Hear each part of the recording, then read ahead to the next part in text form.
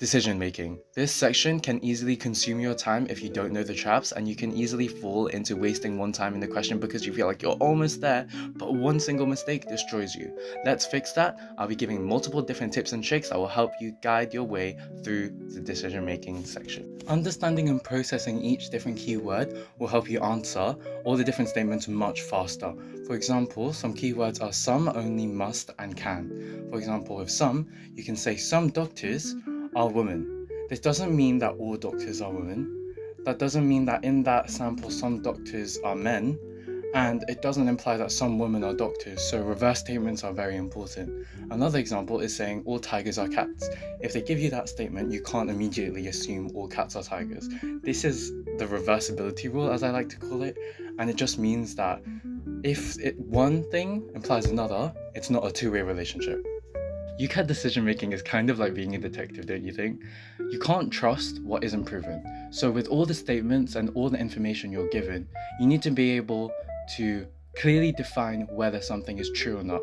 Otherwise, you're in the middle ground, and that middle ground usually leans to a statement being wrong. A simple example statement that you might be given is that some people are wealthy and they drive a sports car. This doesn't mean that all people who are wealthy drive a sports car.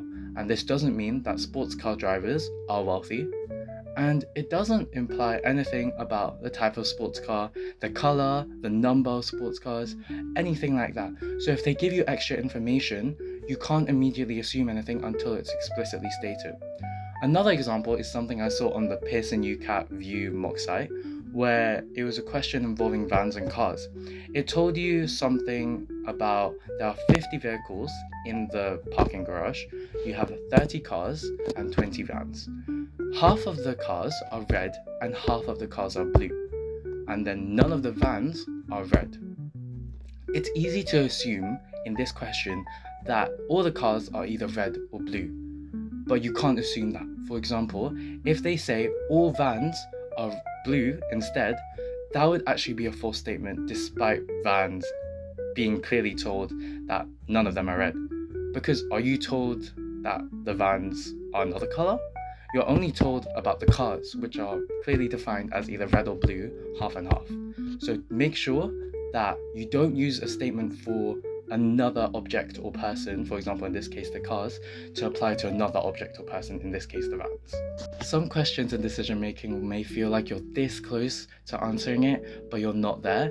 And if you're spending too much time, which even I know I would do, especially in A-levels as well, you're going to probably do the same thing. Just pick your bets to answer, flag it, and then move on. If you have time at the end, you can come back to it, but it's best to use your time on other questions that may be easier. Don't forget that all different question types may be harder or easier than another one in that same test.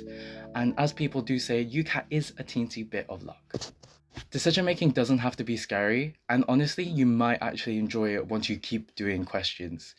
You'll realize that all the logic suddenly makes sense, and your brain kind of immediately processes whether some information is missing. So just make sure to practice more question types. I only covered a brief few, and I'll be covering more in future videos. So like and follow if you enjoyed this video.